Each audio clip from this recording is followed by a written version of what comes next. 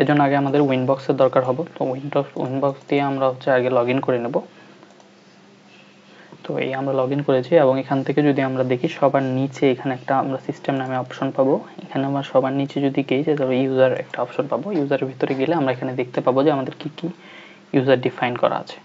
তো এখানে একটা প্লাস আইকন দেখতে পাচ্ছি, এই প্লাস আইকনে ক্লিক করলে আমরা নতুন ইউজার এখানে ডিফাইন করতে পারবো। তো আমরা দেখবো যে এখানে হচ্ছে আমাদের যে গ্রুপ সেকশন আছে এখানে হচ্ছে তিনটা অপশন আছে, একটা হচ্ছে ফুল, একটা হচ্ছে রিড এবং আরেকটা হচ্ছে রাইট। তো তিনটা গ্রুপ সেকশনে তিনজন ইউজার তিনজন আলাদা আলাদা কাজ করতে পারবে। যেরকম আমরা যদি এখানে হচ্ছে দেখি যে আমরা রিডের জন্য একটা ইউজার সিলেক্ট করছি, এখানে আমরা রিড সিলেক্ট করে দিলাম এবং এখানে আমরা সেই অ্যাড্রেসটা দেবো যেই অ্যাড্রেসগুলো থেকে আমরা এখানে হিট করব।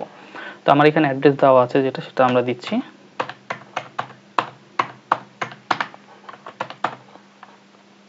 আমরা একটা পাসওয়ার্ড সিলেক্ট করে দিচ্ছি।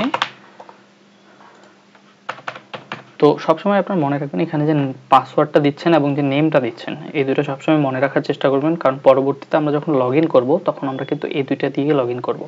তো এখানে অ্যাপ্লাই ক্লিক করে আমরা ওকে করে দিচ্ছি। তো দেখেন এখানে একটা ইউজার ক্রিয়েট হয়ে গেছে রিড নামে।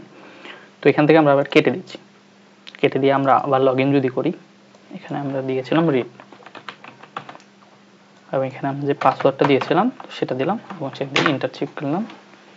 ওকে, সো আমরা এখানে আবার লগ ইন করতে পেরেছি। তো দেখবেন এখন আমরা রিড সেকশনের ইউজারে আছি। তো রিড সেকশনের ইউজারে আমরা যেটা মেইনলি দেখতে পাচ্ছি যে আমরা এখান থেকে অনেকগুলো যতগুলো এখানে কনফিগারেশন আছে আমরা এগুলো দেখতে পারবো, বাট এগুলোকে এডিট করতে পারবো না। যেমন আমরা যদি এখান থেকে একটা জিনিস দেখি, আমরা কিউইর ভিতরে গেলাম, এখানে যে প্লাস আইকনটা আছে এখানে আমরা ক্লিক করতে পারছি না। আবার যদি আমরা হচ্ছে এখান থেকে আইপি সেকশনে যাই, অ্যাড্রেস সেকশনে যাই, এখান থেকেও আমরা আইপি অ্যাসাইন করতে পারছি না। তো এই রিড সেকশনের এটাই হচ্ছে যে আপনি এখানে কনফিগারগুলো দেখতে পারবেন, বাট এখান থেকে কোনো কিছু ম্যানেজ করতে পারবেন না। তো আমরা বের হয়ে আবার অ্যাডমিন সেকশনে চলে যাচ্ছি।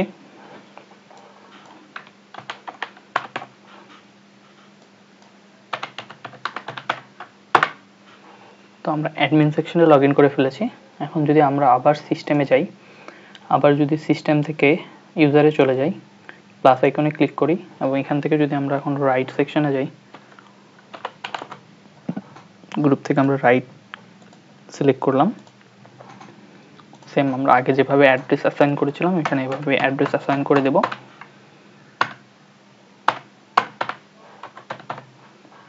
আমি এখানে একটা পাসওয়ার্ড সেট করব। পূর্বের মতো আপনারা হচ্ছে এখানে যে নেমটা দেবেন এবং পাসওয়ার্ডটা দেবেন এটা মনে রাখতে হবে, কারণ এটা দিয়ে আমরা পরবর্তীতে লগ ইন করবো। এখানে একটা রাইট সেকশনে একটা ইউজার ক্রিয়েট হয়েছে। তো আমরা এটা কেটে দিয়ে আমরা এখান থেকে আবার বের হয়ে যাচ্ছি। আবার আমরা যদি এখানে লগ ইন করি,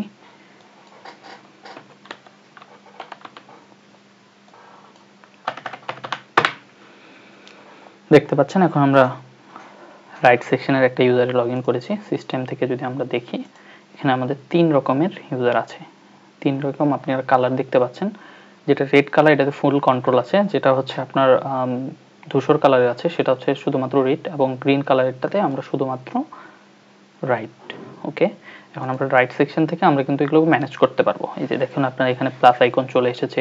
আপনি যদি আবার আইপি থেকে অ্যাড্রেসে চলে যান সেখানে আপনি অ্যাড্রেস অ্যাসাইন করতে পারতেছেন। তো রিডের থেকে রাইটের পার্থক্যটা হচ্ছে এরকম যে রাইটে আমরা কনফিগার করতে পারি, অনেক কিছুই কনফিগার করতে পারি, বাট যে সেন্সিটিভ বিষয়গুলো আছে যেগুলো হচ্ছে আমাদের সিস্টেমের জন্য সেন্সিটিভ, তো এগুলো জিনিসে আমরা হচ্ছে এখানে রাইট থেকে এগুলোকে ম্যানেজ করতে পারবো না, কনফিগার করতে পারবো না।